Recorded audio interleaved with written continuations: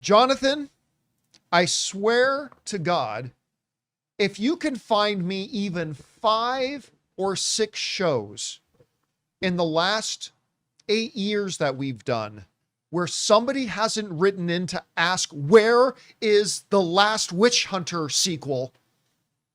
I'll give you $1 million. You're not implying that we're getting a sequel, are you? Because if so, I am stoked. That is exactly what's happening. Yes! Get excited, because according to a report in Deadline, the absolute worst Vin Diesel movie, and I love my boy Vin, everybody knows that, but the absolute worst Vin Diesel movie. Finally, Lionsgate has heard the cries of the people saying, give us a Last Witch Hunter sequel. Well, your prayers have been answered. It's coming. And get this. One of the really good things coming out of this, the great Michael Caine at age 92 is coming out of retirement for this thing. If you had asked me which film in the history of Michael Caine's illustrious career, and he would come out of retirement. What is he coming back for, baby? It is The Last Witch Hunter 2. I mean, obviously for the Last Witch Hunter, right? None of those other all-time classics. I mean, it's gonna only be. I'm waiting for Vin to call. I got every other number on my phone says Michael K blocked except for Vin Diesel's. What's crazy about this movie is that it really was it was a good cast. I mean, Elijah Wood was actually pretty good in it. Well, he's good in everything. But it was a very good cast. Yeah. I like the trailers. Other than that stupid song they used. I know. Other than that, I like the trailers. I'm a Vin Diesel fan. I love the whole fantasy genre and all that kind of stuff. But yeah, what? Now, if some of you are thinking, wait a minute, was that film not ass? Yeah.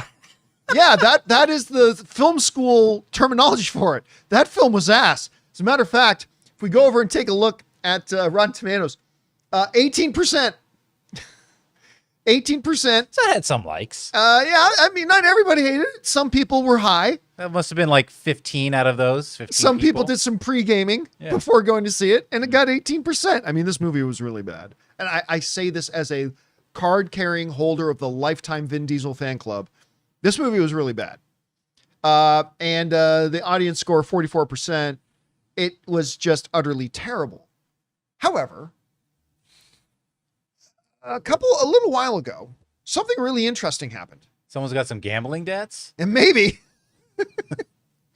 But, The Last Witch Hunter's on Netflix. Yeah. And all of a sudden, out of nowhere, like in this report here, it got onto the top 10 streaming movies list on Netflix.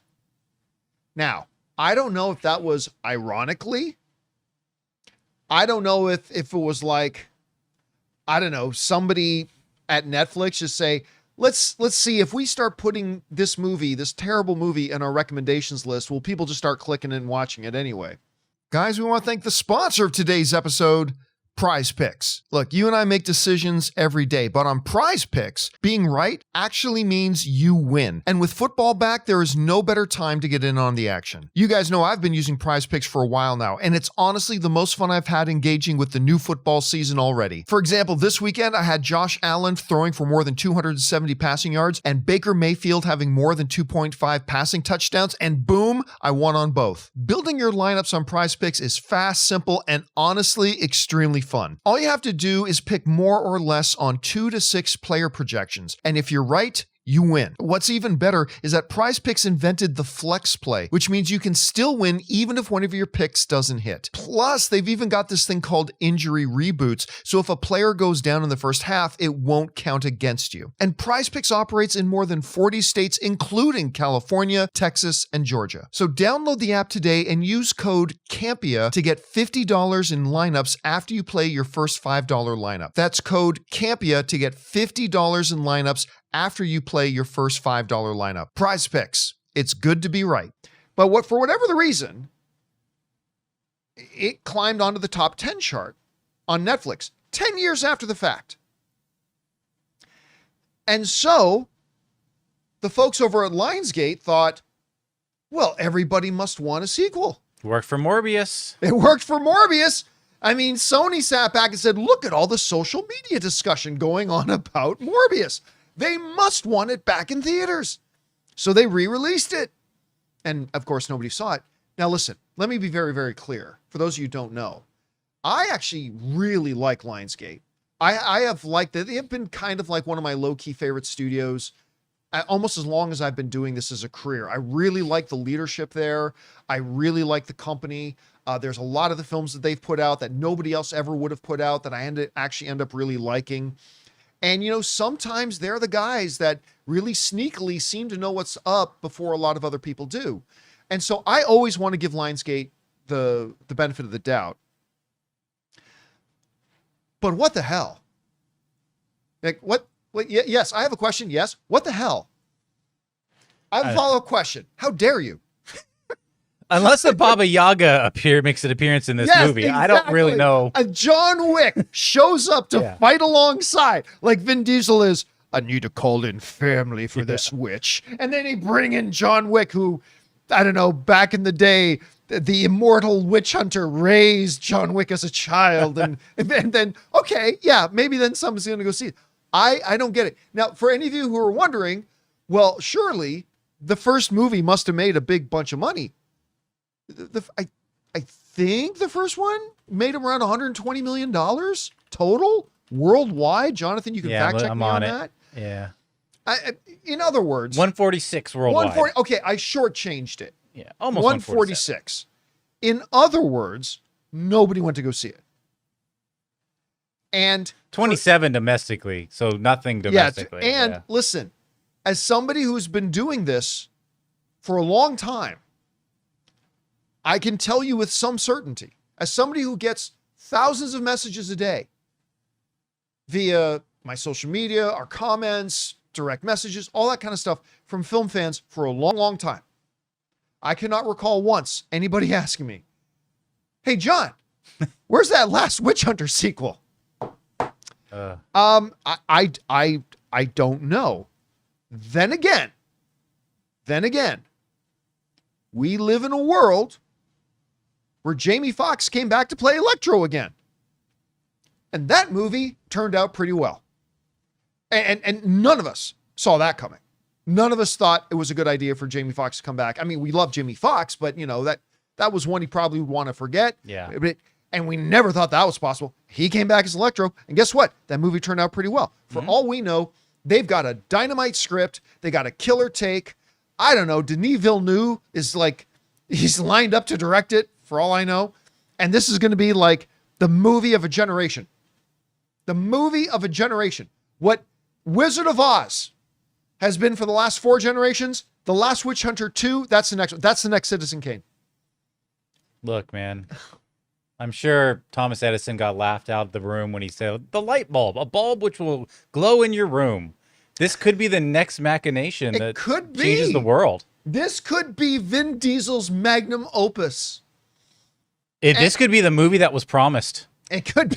And deliver us from all that is bad. I don't know, man. Listen, again, I love Lionsgate. I love these guys, and quite often I find them to be amongst the smartest guys in the room. That's why we're begging them to stop. Yeah, like, what, guys, what are you doing? But again, maybe we're going to find out the last laugh. They'll get it, and it'll be on us, and maybe it'll be great. Maybe you'll make a ton of money. I don't know. But file this one under the head scratcher. The only thing I can think of, because maybe I missed it in the article, but maybe Netflix made them an offer to just make it a straight to Netflix thing, and they're like, hey, we can cash in on this. You know what? That makes the most logical sense. If Netflix, because then I would say do it. If Netflix gave them a call, and none of that is in the story, but if Netflix gave them a call and said, hey, yo, look, I mean, this thing just suddenly popped up in our top 10. What would you guys think about making another one?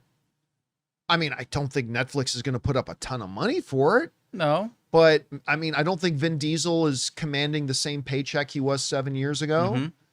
Michael Caine, I don't know. You offered him something that got him to come out of retirement. Right. Again, look, I'm not going to look a gift horse in the mouth. Whatever it is that's going to give me as a film fan, as a lifelong film fan, one more shot to see Michael Caine on the big screen again, I'm just going to say thank you, sir. I'm just going to say thank you. Like that. So, I mean, the fact that you're doing it for The Last Witch Hunter 2 is confusing, but I'll take it. So anyway, we'll see. I'm going to catch it in the sphere. Well, that's a nice segue, Yeah. which we'll get to in a second. Guys, for now, the question is for you. What do you think about this? They're going to put real live money into making a Last Witch Hunter 2. I mean, if nothing else, it's going to get Michael Caine acting again, which I think is great. But I don't know. Do you think this could be one of those sleeper things that just sneaks up on us? Or are you like me where you're just scratching your head and saying, what is the logic behind this? Anyway, whatever you guys think, jump down into the comment section below and let us know your thoughts. Hey guys, thanks so much for watching this video. Make sure you like the video, leave a comment, and subscribe to our channel. And don't forget, we have a daily podcast called the John Campea Show podcast, available on Apple Podcasts, Spotify, or your favorite podcasting app of choice. Go and subscribe to it today so it'll be there when you need it.